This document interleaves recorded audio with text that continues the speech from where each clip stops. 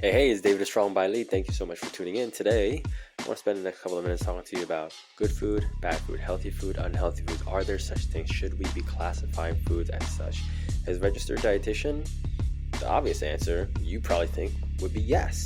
But there are plenty of other health professionals out there who would beg to differ, who don't believe classifying foods as such is appropriate and healthy for certain individuals, for individuals in general.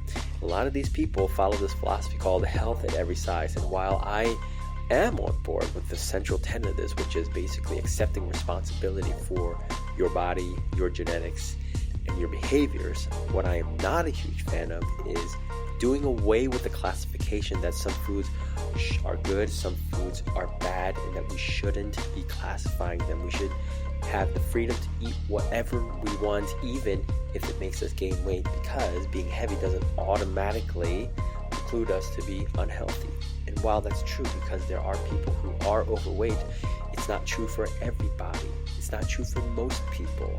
There's a reason why the government, and I think they did a good job with this, came out with the BMI, which stands for Body Mass Index. It's a very simple and quick proxy to determine somebody's risk of having metabolic issues.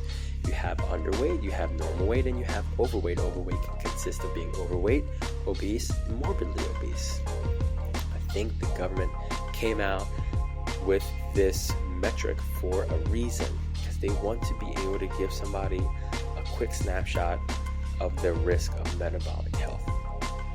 So while not everyone who's overweight is going to be unhealthy, I definitely think it's not in the best interest of people over the course of the long term. Bringing this back to if a food should be healthy or not healthy or not, I think yes, you have to look at how a food is going to affect you metabolically. And while this sounds so straightforward, because if I was to ask you, hey, what's healthier, broccoli or a Twinkie? 99.9% of people will say broccoli. Even the people who are not educated, even the people who are not dietitians, surgeons, rocket scientists will say broccoli is healthier. But there are people out there who say, well, you know what? Calories in, calories out. It doesn't really matter what you eat. It matters how much you eat. And again, while that is also true, we have to look at weight management. When it comes to weight management, the number one thing that matters is how much you eat. But weight management isn't the only thing that matters. What goes on inside? Do you think broccoli is going to have the same effect inside on your heart, on your pancreas, on your stomach as a Twinkie will? I don't think so.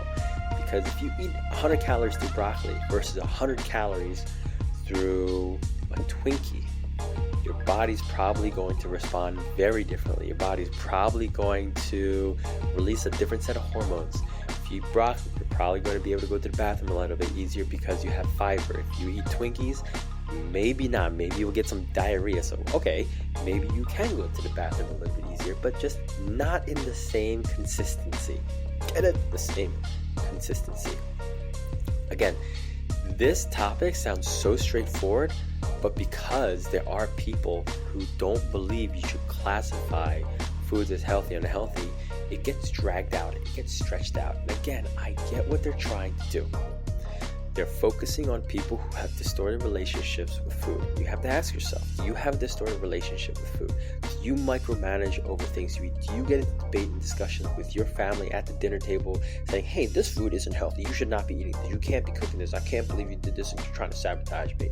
If you do that, maybe it would benefit you to have a conversation about what healthy and unhealthy foods really mean, but I wouldn't say you should do away with that vocabulary and lump everything into one.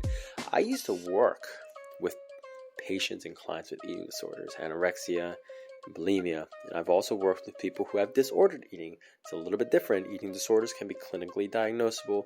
Disordered eating means people aren't on a consistent eating schedule. They have a weird relationship with food, not a completely distorted relationship with food where they go to it for emotional reprieve or anything like that. But people who just don't eat on a consistent basis, their weight fluctuates a lot, things of that nature, things that a lot of healthy people do. So I just want to wrap this up. If you want to talk to me a little bit more about this, you can.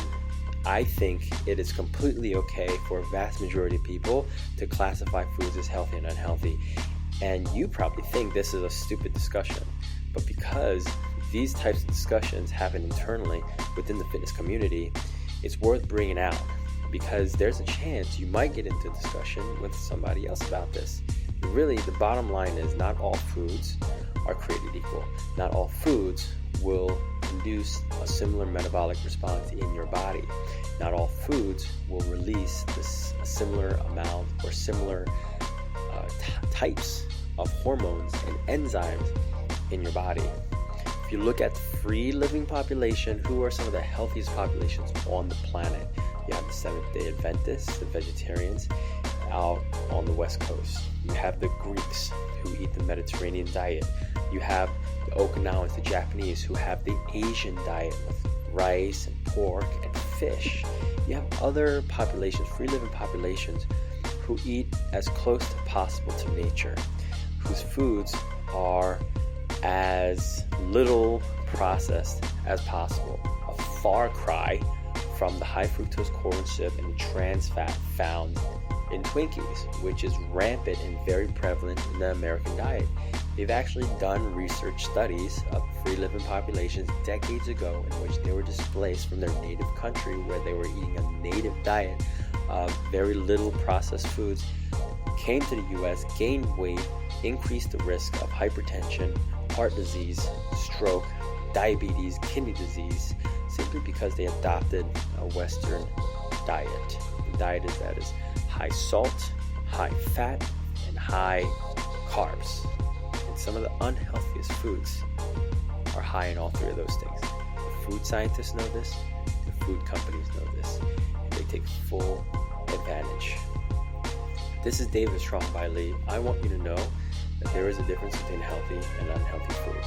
If you want to talk to me a little bit more about this, get some guidance, get some suggestions, see if we can decipher and sniff out any information you're specifically looking for, shoot me a message, david@strongbylee.com.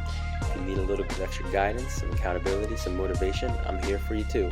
Shoot me a message, david@strongbylee.com. We could hop on the phone, talk about your situation, see if I can provide you with any personalized guidance. All right, so david@strongbylee.com. Until next time, be healthy.